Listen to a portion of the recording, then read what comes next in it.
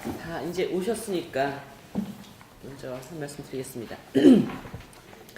자유한국당 나경원 원내대표가 장애 집회에서 입에 담을 수 없는 말로 문재인 대통령 지지자들을 비난했습니다. 이번 일은 단순한 막말 사태가 아니며 여성 혐오이고 언어 성폭력입니다. 나경원 원내대표는 언론인이 아니라 여성들에게 사과하고 자신의 발언에 대해서 책임을 져야 할 것입니다. 이번 일은 자유한국당의 장애투쟁이 빚어낸 필연적인 결과입니다. 김정은 대변인, 반민특위에 이어서 황교안 대표의 폭탄 정권 등 극렬한 말을 경쟁하듯이 쏟아내고 있습니다. 자신의 대권 노름을 위해서 소수 지지층에게 아첨하는 말폭탄을 날마다 퍼붓는 중입니다. 민생투쟁 대장정이 아니라 국민과 투쟁하는 대장정이자 언어폭력의 대장정입니다. 장애투쟁을 멈추지 않는 한 이러한 문제 발언은 계속될 것입니다. 이번에 나 원내대표가 쓴 말은 평범한 시민이라면 듣도 보도 못한 일간베스트 내부 용어입니다. 자유한국당이 주목하고 대변하는 여론이 결국 일베 등의 극단 집단이라는 것이 확인된 것입니다. 이미 말씀드린 것처럼 결국 자유한국당은 자신을 한국 정치의 가장 오른쪽에 셀프 감금한 상태가 되었습니다. 자유한국당이 일베정당, 부구정당이라는 셀프 감금에서 벗어나는 길은 부패 복귀밖에 없습니다. 산불 피해 지역에 대한 지원은 물론 경기 하강 우려 속에 미중 무역 전쟁이 재개되는 등 우리 경제는 비상 상황입니다. 제때 적정 규모의 재정 대책을 집행하지 못한다면 그 피해는 중소상공인과 저소득층 그리고 우리 경제의 약자들이 고스란히 보게 될 것입니다. 폭력으로 정치를 망친 한국당이 보이콧으로 민생마저 망친다면 남는 것은 국민의 심판에 따른 폭망일 뿐입니다. 자유한국당은 이제 그만 국회에 복귀하여 제1야당의 기본적인 책무를 하십시오. 네. 자유한국당 나경원 원내대표가 드디어 김무성이 아직 던지지 않은 다이너마이트를 국민과 특히 여성 앞에 내던졌습니다. 용서할 수가 없습니다. 나경원 원내대표의 여성 혐오적 표현에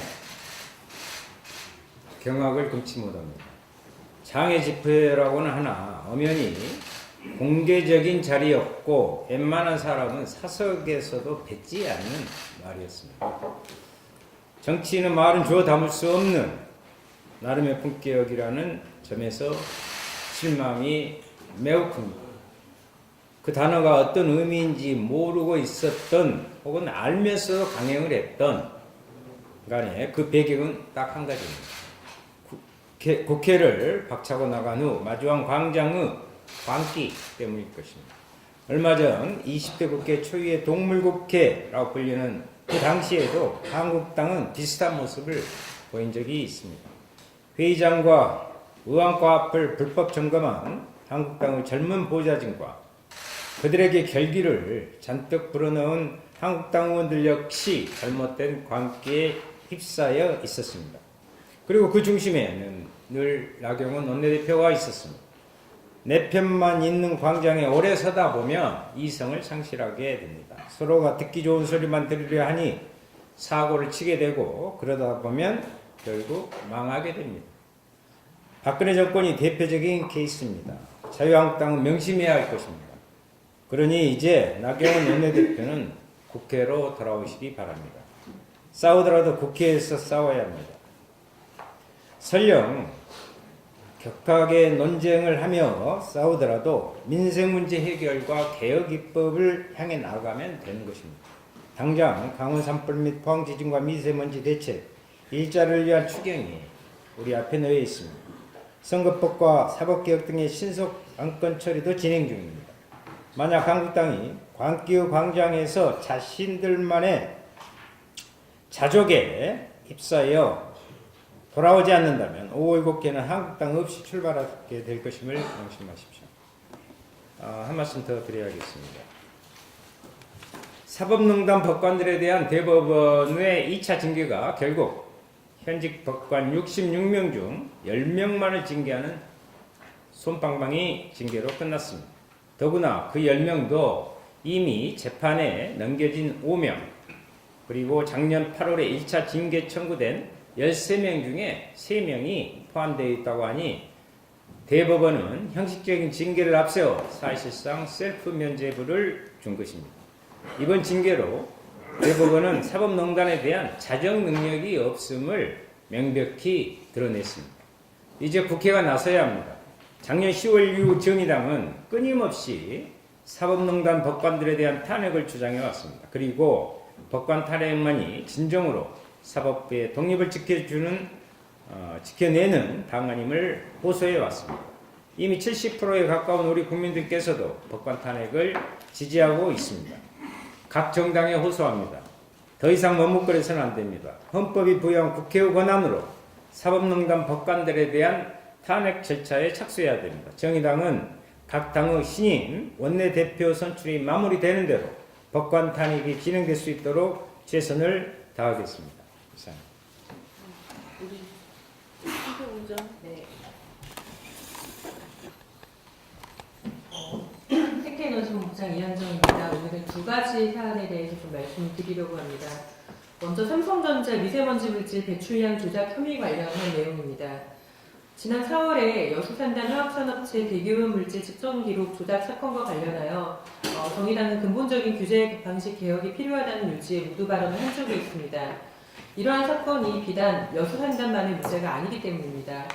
그런데 어제 삼성전자와 GS칼텍스, 금호석유화학, 롯데케미칼도 미세먼지 원인물질 배출 수치 조작 혐의로 검찰에 송치된 것으로 확인이 되었습니다. 이에 많은 국민들은 환경부가 무슨 기준으로 기업별 공개 여부를 결정했는지 의문을 가지고 있습니다. 정의당은 지난주에 정의당 방향망권 환경오염 대책위원회를 발족하며 환경부에 다음과 같은 요구를 한 바 있습니다. 삼성전자 사건을 계기로 환경부에 다시 한번 요구합니다. 첫째, 환경부는 제철산업 및 주요 산업단지의 대기오염 배출 실태 파악을 위해 전수조사를 실시하십시오. 둘째, 관리 사각지대엔 대기오염 방지시설 면제 사업장의 실측을 의무화하십시오. 셋째, 사업자의 개선을 이끌어내지 못하는 솜방망이 처벌을 강화하십시오. 넷째, 지자체의 관리 감독을 강화하고 관리 감독 결과 공개를 의무화하십시오. 다섯째, 현재 수도권에 한정되어 있는 대기오염 물질 총량 관리제를 방향만, 서해안 석탄화력발전 밀집 지역 등에 즉각 도입하십시오. 대기오염 물질 배출 조작 사건은 이미 전 국가적인 사안이 되었습니다. 환경부는 국민들의 불안을 해소하고 미세먼지 문제를 근본적으로 해결하기 위해 위기를 기회로 삼아 명명백백하게 실태를 파악하고 공개해야 할 것입니다. 다음으로 파인트리 콘도 관련한 내용입니다. 많은 분들이 지나가시면서 보신 적이 있을 것 같습니다. 북한산 자락 우이동에 오랜 기간 건설이 중단된 채 흉물스럽게 남아있는 건물이 있습니다. 일명 파인트리 콘도입니다. 파인트리는 공사 초기부터 지역사회 문제제기와 함께 인허가 과정에서 편법, 특혜 의혹, 사실상 호화 아파트로 초고가 분양 논란 등이 불거졌고 시행사의 부도와 시공사의 법정관리로 인해 2012년 공사가 중단되었습니다. 현재 환경부 장관인 조명래 장관은 2010년 열린 북한산 초호화 콘도 더 파인트리 문제점과 대한 토론회에서 풍광 좋은 북한산 자락에 특정 계층에 의해 전유되는 초호화 콘도를 공급하는 게 본 도시 계획 사업의 실체라고 할 수 있으며 무리한 법 적용, 계획 재량의 남용, 계획 내용의 과도함 등 본 도시계획 사업의 문제점을 드러내는 대목들이라고 지적한 바도 있습니다. 파인트리는 각종 편법과 특혜, 비리 의혹으로 점철되어 있습니다. 지지난해 삼성기업이 새로운 사업자로 확정되고 오랜 기간 흉물로 방치됐던 파인트리 문제의 해결의 물꼬가 트인 것은 다행이지만 이후 사업 과정에서 위법 사항에 대한 적절한 처리, 북한산 경관 훼손 등 환경 파괴에 대한 대책, 실질적인 국립공원 지역의 공공성 훼손 대책 등 이런 처방들이 반드시 수반되어야 할 것입니다. 특히 우선되어야 할 것은 이미 확인된 탈법 사항의 시정입니다. 서울시 의회에서는 이틀 후인 15일에 열리는 도시계획심의위원회에서 이 사안을 다룰 예정입니다. 부디 탈법 사항이 시정과 함께 국립공원으로서의 공공성을 지킬 수 있는 결정을 내리기를 요청드립니다. 이상입니다. 네. 다른 부분자는 없으셔요? 정부 현안 점검하겠습니다.